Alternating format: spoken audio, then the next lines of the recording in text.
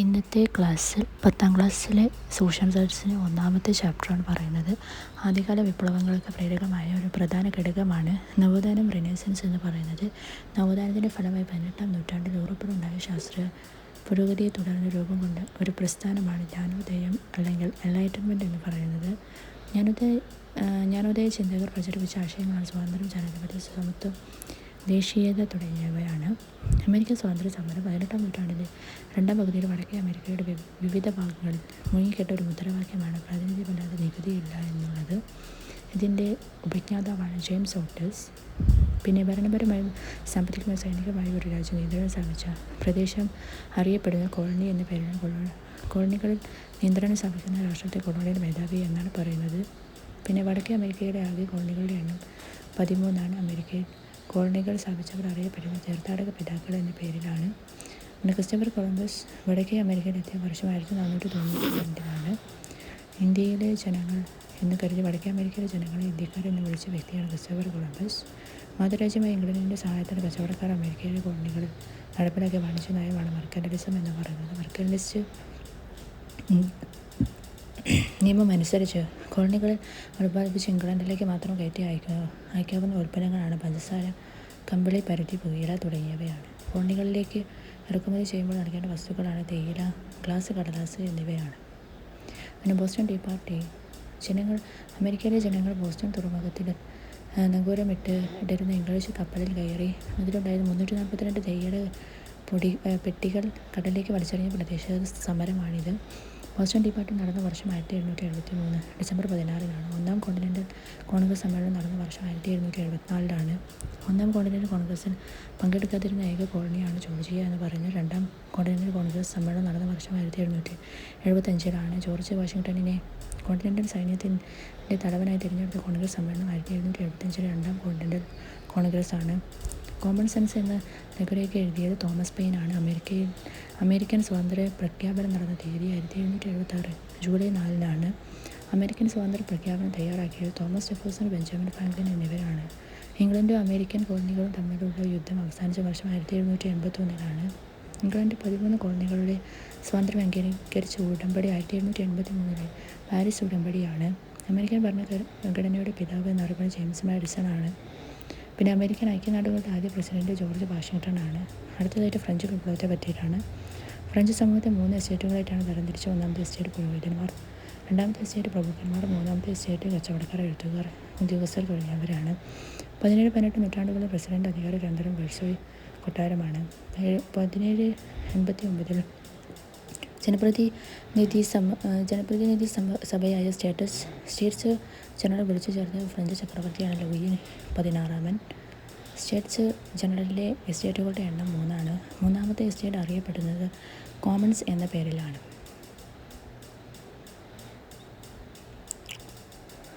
പിന്നെ അടുത്തതായിട്ട് ഫ്രാൻസിലെ മൂന്നാമത്തെ എസ്റ്റേറ്റിലെ അംഗങ്ങൾ അടുത്തുള്ള ഒരു ടെന്നീസ് കോർട്ടിൽ സമ്മേളിക്കുകയും ഫ്രാൻസിനായി ഒരു ഭരണഘടന തയ്യാറാക്കിയ ശേഷം മാത്രമേ പിരിയുകയുള്ളൂ എന്ന് പ്രതിജ്ഞ ചെയ്യുകയും ചെയ്ത ഒരു സംഭവമാണ് ടെന്നീസ് കോർട്ട് പ്രതിജ്ഞ എന്ന് പറയുന്നത്.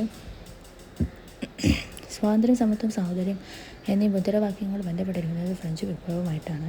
ഫ്രഞ്ച് വിപ്ലവത്തിൻ്റെ ആരംഭം ബാസ്റ്റിൽ ജയിൽ തകർച്ച 1789 ജൂലൈ 14-നാണ്. പിന്നെ ഫ്രഞ്ച് ദേശീയ അസംബ്ലി മനുഷ്യാവകാശ പ്രഖ്യാപനം പാസ്സാക്കിയ വർഷം 1789 ഓഗസ്റ്റ് 12-നാണ്. പാരീസ് നഗരത്തിലെ ആയിരക്കണക്കിന് സ്ത്രീകൾ ഭക്ഷണം വേണമെന്ന മുദ്രാവാക്യവുമായി വേഴ്സായി കൊട്ടാരത്തിലേക്ക് പ്രകടനം നടത്തിയ വർഷം 1789 ഒക്ടോബറിലാണ്. പിന്നെ ഫ്രാൻസിനെ ഒരു റിപ്പബ്ലിക്കായി പ്രഖ്യാപിച്ച വർഷം 1792-ലാണ്. പിന്നെ ഫ്രഞ്ച് വിപ്ലവ ചിന്തകന്മാരാണ് അടുത്തതായിട്ട് കൊടുത്തിട്ടുള്ളത്. വോൾട്ടയോ നീതിചിന്ത, സമത്വം, മനുഷ്യസ്നേഹം എന്നിവ പ്രോത്സാഹിപ്പിച്ചു. റൂസോ സ്വതന്ത്രമായി ജനിക്കുന്ന മനുഷ്യൻ എവിടെയും ചങ്ങലയിലാണ് എന്ന് പറഞ്ഞത് റൂസോ ആണ്. റൂസോയുടെ പ്രശസ്തമായ ഒരു ഗ്രന്ഥമാണ് സോഷ്യൽ കോൺട്രാക്റ്റ് എന്ന് പറയുന്നത്. പിന്നെ മോണ്ടസ്ക്യൂ ഗവൺമെൻറ്റിൻ്റെ നിയമനിർമ്മാണം, കാര്യനിർവഹണം, നീതിന്യായം എന്നീ വിഭാഗങ്ങളായി തരംതിരിക്കണമെന്ന് വാദിച്ച വ്യക്തിയാണ് മോണ്ടസ്ക്യൂ. പിന്നെ ഏതൊരാളിനും സ്വത്ത് കൈവശം വയ്ക്കുന്നതിനും കൈകാര്യം ചെയ്യുന്നതിനും സ്വാതന്ത്ര്യം നൽകണമെന്ന് ആവശ്യപ്പെട്ട സാമ്പത്തിക വിദഗ്ധരാണ് ഫിസിയോക്രാറ്റുകൾ എന്ന് പറയുന്നവർ. പിന്നെ ഫിസിയോക്രാറ്റുകൾ മധ്യവർഗത്തിൽ താൽപ്പര്യങ്ങളെ പ്രോത്സാഹിപ്പിക്കുകയാണ് ചെയ്തത്. അപ്പോൾ ഇത്രയും കാര്യങ്ങളാണ് ഈ ഒരു പേജിലുള്ളത്. പിന്നെ കുറച്ച് വിപ്ലവ വചനങ്ങൾ കൊടുത്തിട്ടുണ്ട്. ഞാനാണ് രാഷ്ട്രം, രാജാവിൻ്റെ അധികാരങ്ങളെല്ലാം ദൈവത്തിന് നൽകിയതാണ്. അതിനാൽ രാജാവിനെ ചോദ്യം ചെയ്യാൻ ദൈവത്തിന് മാത്രമേ അധികാരമുള്ളൂ എന്ന് പറഞ്ഞത് ലൂയി 14 എനിക്ക് ശേഷം പ്രളയമെന്ന് പറഞ്ഞത് ലൂയി 15. നിങ്ങൾക്ക് റൊട്ടിയില്ലെങ്കിൽ എൻ്റെ കേക്ക് തന്നുകൂടെ എന്ന് പറഞ്ഞത് മേരി ആൻറ്റോയിനറ്റാണ്. അപ്പോൾ ഇത്രയും കാര്യങ്ങളാണ് ഇതിൽ പറയുന്നത് ഫ്രഞ്ച് വിപ്ലവവുമായിട്ട് ബന്ധപ്പെട്ടിട്ട്. റൂസോൻ്റെ ഗ്രന്ഥം ചോദിക്കാൻ ചാൻസ് ഉണ്ട്. സോഷ്യൽ കോൺട്രാക്റ്റാണ്.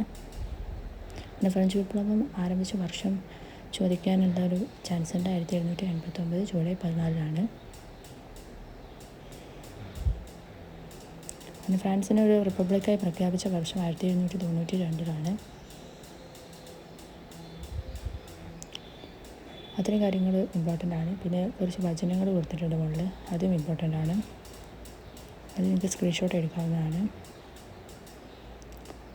ഇനി അടുത്തത് യുദ്ധചിന്തയ്ക്ക് പ്രാധാന്യം നൽകിയ ചിന്തകരും ശാസ്ത്രജ്ഞരും എഴുത്തുകാരും അറിയപ്പെട്ടിരുന്നത് ഫിലോസഫറുകൾ എന്ന പേരിലാണ്. സർവ്വവിജ്ഞാനകോശം തയ്യാറാക്കി ശാസ്ത്രചിന്തയെ ജനകീയമാക്കിയത് ഫിലോസഫറുകളാണ്. 1793 ജൂലൈ മുതൽ 1794 ജൂലൈ വരെ ഫ്രാൻസിൽ നിലനിന്നിരുന്ന ഭീകര സമാനമായ ഭരണം അറിയപ്പെട്ടിരുന്നത് ഭീകരവാഴ്ച എന്ന പേരിലാണ്. പിന്നെ 1793 ജൂലൈയിൽ ഫ്രാൻസിൻ്റെ ആഭ്യന്തര കാര്യങ്ങൾ നിയന്ത്രിക്കുന്നതിനായി രൂപീകരിച്ച പൊതു സുരക്ഷാ കമ്മിറ്റിയുടെ നേതാവാണ് റോബസ്പിയർ എന്ന് പറയുന്ന ആളാണ്. പിന്നെ പൊതു സുരക്ഷാ കമ്മിറ്റിയിലെ അംഗങ്ങളാണ് മിറാബോ, ഡാൻറ്റൺ തുടങ്ങിയവരാണ്. ഭീകരവാഴ്ച സമയത്ത് ശത്രുക്കളെ വധിക്കാൻ ഉപയോഗിച്ചിരുന്ന യന്ത്രമാണ് ഗില്ലറ്റിൻ എന്ന് പറയുന്നത്. ഫ്രാൻസ് തുമ്മിയാൽ യൂറോപ്പിനാകെ ജലദോഷം പിടിക്കുമെന്ന് അഭിപ്രായപ്പെട്ട ഓസ്ട്രിയൻ ഭരണാധികാരിയാണ് മെറ്റേർനിക്. പിന്നെ ഫ്രഞ്ച് വിപ്ലവത്തിൻ്റെ ഓർമ്മയ്ക്ക് തലസ്ഥാനമായ ശ്രീലങ്ക പട്ടണത്ത് സ്വാതന്ത്ര്യത്തിൻ്റെ മരം നടുകയും ഫ്രഞ്ച് ക്ലബ്ബായ ജാക്കോബിനിൽ അംഗമാവുകയും ചെയ്ത മൈസൂർ ഭരണാധികാരിയാണ് ടിപ്പു സുൽത്താൻ. പിന്നെ അടുത്ത നെപ്പോളിയൻ. ഫ്രഞ്ച് വിപ്ലവാനന്തരം ബ്രിട്ടൻ്റെ നേതൃത്വത്തിൽ ഫ്രാൻസിനെതിരായി രൂപീകരിക്കപ്പെട്ട യൂറോപ്യൻ സഖ്യത്തെ നേരിട്ട് വിജയം കൈവരിക്കുന്നതിൽ സുപ്രധാന പങ്ക് വഹിച്ച ഒരു വ്യക്തിയാണ് നെപ്പോളിയൻ. പിന്നെ നെപ്പോളിയൻ ഫ്രാൻസിൻ്റെ അധികാരം പിടിച്ചെടുത്ത വർഷം 1799. ആധുനിക ഫ്രാൻസിൻ്റെ ജസ്റ്റീനിയൻ എന്നറിയപ്പെടുന്നു. പിന്നെ യൂറോപ്യൻ സഖ്യ സൈന്യത്തോട് പരാജയപ്പെട്ട് നെപ്പോളിയൻ അധികാരം നഷ്ടപ്പെട്ട യുദ്ധമാണ് വാട്ടർലൂ യുദ്ധം എന്ന് പറയുന്നത്. ലാറ്റിൻ അമേരിക്കൻ വിപ്ലവമാണ് അടുത്തതായിട്ട് പറയുന്നത്. തെക്കേ അമേരിക്കയും മധ്യ അമേരിക്കയും വെസ്റ്റ് ഇൻഡീസ് ദ്വീപുകളും ഉൾപ്പെടുന്ന ഒരു പ്രദേശമാണ് ലാറ്റിൻ അമേരിക്ക. സ്പാനിഷ്, പോർച്ചുഗീസ് എന്നിവയുടെ കോളനിയായിരുന്നു ഇത്. പിന്നെ ലാറ്റിൻ അമേരിക്കൻ രാജ്യങ്ങളുടെ ഔദ്യോഗിക ഭാഷ സ്പാനിഷാണ്. തെക്കേ അമേരിക്കയുടെ പ്രാചീന സംസ്കാരത്തിൻ്റെ കേന്ദ്രമാണ് മാച്ചു പിച്ചു എന്ന് പറയുന്നത് പെറു.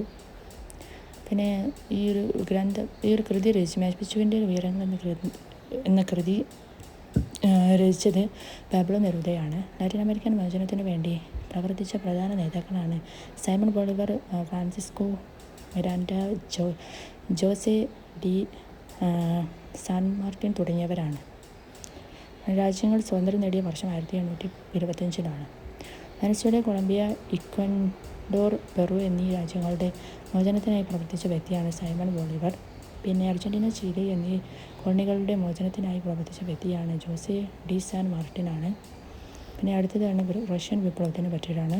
മാർക്സിസം എന്ന ആശയത്തിന് രൂപം നൽകിയവരാണ് കാൾ മാർക്സ്, ഫ്രെഡറിക് എംഗൽസ് തുടങ്ങിയവരാണ്. മാർക്സിസ്റ്റ് ആശയങ്ങളിൽ അധിഷ്ഠിതമായ പാർട്ടിയാണ് സോഷ്യൽ ഡെമോക്രാറ്റിക് വർക്കേഴ്സ് പാർട്ടി എന്ന് പറയുന്നത്. സോഷ്യൽ ഡെമോക്രാറ്റിക് വർക്കേഴ്സ് പാർട്ടിയുടെ പിരിവുകളാണ് മെൻഷെവിക്കുകൾ, ബോൾഷെവിക്കുകൾ എന്നായിട്ടാണ് തരംതിരിച്ചിട്ടുള്ളത്. മെൻഷെവിക്കുകൾക്ക് നേതൃത്വം നൽകിയവർ അലക്സാണ്ടർ കെറൻസ്കിയാണ്. പിന്നെ ബോൾഷെവിക്കുകൾക്ക് നേതൃത്വം നൽകിയത് ലെനിൻ, ട്രോട്സ്കി എന്നിവരാണ്. റഷ്യ ജപ്പാൻ യുദ്ധം നടന്ന വർഷം 1905. രാഷ്ട്രീയ അവകാശങ്ങളും സാമ്പത്തിക പരിഷ്കാരങ്ങളും ആവശ്യപ്പെട്ട് തൊഴിലാളികൾ സംഘടിച്ച ഒരു സംഘമാണ് പെട്രോഗ്രാഡ് എന്ന് പറയുന്നത്. പെട്രോഗ്രാഡ് സമ്മേളനത്തിനെതിരെ പട്ടാളം വെടിവെക്കുകയും നൂറുകണക്കിന് തൊഴിലാളികൾ കൊല്ലപ്പെട്ടതായ സംഭവമാണ് രക്തരൂഷിതമായ ഞായറാഴ്ച എന്ന് പറയുന്നത്, ബ്ലഡി സൺഡേ. പിന്നെ റഷ്യൻ വിപ്ലവത്തിൻ്റെ ഭാഗമായി തൊഴിലാളികൾ രൂപീകരിച്ച സംഘങ്ങൾ അറിയപ്പെട്ടിരുന്നത് സോവിയറ്റുകൾ എന്ന പേരിലാണ്. പിന്നെ റഷ്യൻ നിയമനിർമ്മാണ സഭ അറിയപ്പെടുന്നത് ഡ്യൂമ എന്ന പേരിലാണ്. 1914 ഒന്നാം ലോക മഹായുദ്ധം ആരംഭിച്ച സമയത്ത് റഷ്യൻ ചക്രവർത്തിയാണ് നിക്കോളാസ് II. പിന്നെ അടുത്തായിട്ട് സാഹിത്യ വഴികളാണ് പറയുന്നത്. റഷ്യൻ വിപ്ലവ കാലത്തെ തൊഴിലാളികളുടെയും കർഷകരുടെയും ദുരിത ജീവിതത്തെ കൃതികളിൽ ചിത്രീകരിച്ച സാഹിത്യകാരന്മാരാണ് Maxim Gorky, Tolstoy, Ivan Turgenev, Anton Chekhov തുടങ്ങിയവരാണ്. പിന്നെ അടുത്ത 20-ാം നൂറ്റാണ്ടിൻ്റെ തുടക്കത്തിൽ റഷ്യയുടെ അവസ്ഥയെക്കുറിച്ച് പ്രതിപാദിക്കുന്ന അമ്മ എന്ന നോവൽ രചിച്ചത് മാക്സിം ഗോർക്കിയാണ്. സർ ചക്രവർത്തിമാരുടെ ഭരണകാലഘട്ടത്തിലെ ഒരു യഥാർത്ഥ സംഭവത്തെ അധികരിച്ച് നിർമ്മിച്ച നിശബ്ദ ചിത്രമാണ് ബാറ്റിൽഷിപ്പ് പൊട്ടൻകിൻ. സംവിധാനം സെർഗി ഐസൻസ്റ്റീൻ ആണ്. പിന്നെ ലോകത്തെ പിടിച്ചു കുലുക്കിയ 10 ദിവസം എന്ന പുസ്തകം രചിച്ചത് ജോൺ റീഡ് ആണ്. പിന്നെ അടുത്തായിട്ട് ലോകത്തെ പിടിച്ചു കുലുക്കിയ 10 ദിവസം എന്ന പുസ്തകത്തെ ആസ്പദമാക്കി ചലച്ചിത്രം സംവിധാനം ചെയ്തത് സെർഗി ഐസൻസ്റ്റീൻ ആണ്. അപ്പോൾ അത്രയാണ് ഈ ഒരു പേജിലുള്ളത്. നോ കൺഫ്യൂഷൻ എന്ന് പറഞ്ഞ് കൊടുത്തിട്ടുണ്ട്. ലാറ്റിൻ അമേരിക്കൻ രാജ്യങ്ങളുടെ വിമോചകൻ എന്നറിയപ്പെടുന്ന ഒരു നേതാവാണ് സൈമൺ ബോളിവർ എന്ന് പറയുന്നത്. പിന്നെ ലാറ്റിൻ അമേരിക്കൻ രാജ്യങ്ങളുടെ സംരക്ഷകൻ എന്നറിയപ്പെടുന്ന നേതാവാണ് ജോസെ ഡി സാൻ മാർട്ടിൻ എന്ന് പറയുന്ന ആളാണ്. അപ്പോൾ ഇത്രയും കാര്യങ്ങളാണ് റഷ്യൻ വിപ്ലവത്തിനെ പറ്റിയിട്ട് പറയാനുള്ളത്.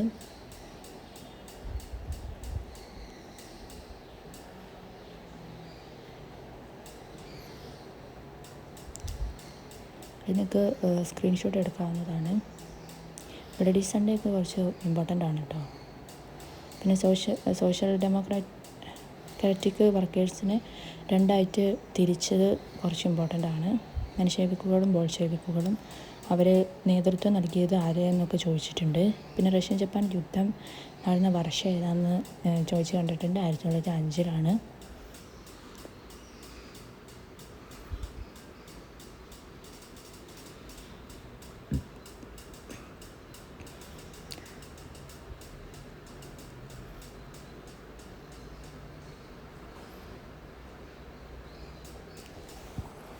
ഇനി അടുത്തതായിട്ട് ഫെബ്രുവരി വിപ്ലവമാണ്. റഷ്യയിലെ ചക്രവർത്തിയായിരുന്ന നിക്കോളാസ് രണ്ടാമൻ സ്ഥാനം ഒഴിയുകയും മെൻഷേവിക് നേതാവായ കെറൻസ്കിയുടെ നേതൃത്വത്തിൽ ഒരു താൽക്കാലിക ഗവൺമെൻറ് നിലവിൽ വരികയും ചെയ്ത ഒരു സംഭവമാണിത്.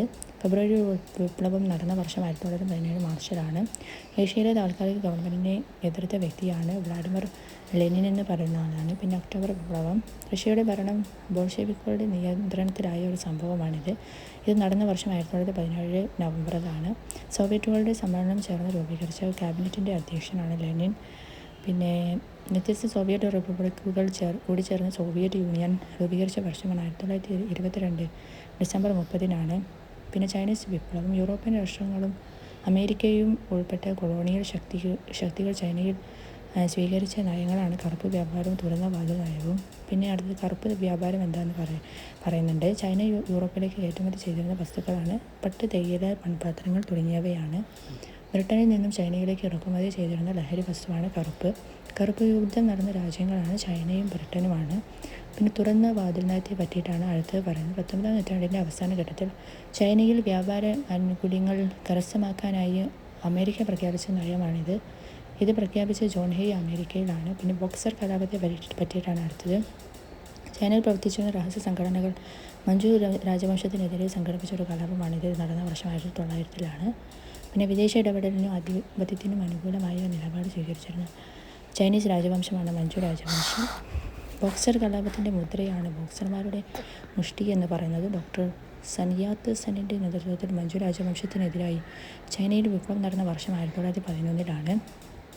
പിന്നെ ചൈനയിൽ ഏകാധിപത്യ ഭരണത്തിന് തുടക്കം കുറിച്ചത് ചിയാങ് കൈഷക്കാണ്.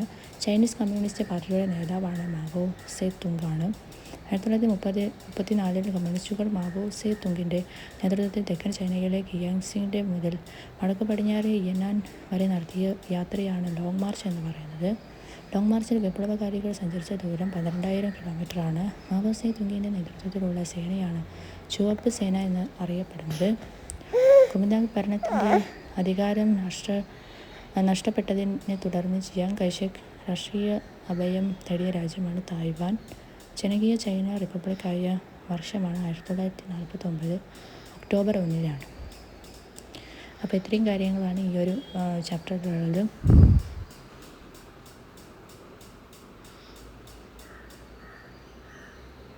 ജനകീയ ചൈന റിപ്പബ്ലിക്കായ വർഷം ഒന്ന് നോട്ട് ചെയ്ത് വെക്കാവുന്നതാണ്. 1941 ഒക്ടോബർ 1-നാണ്.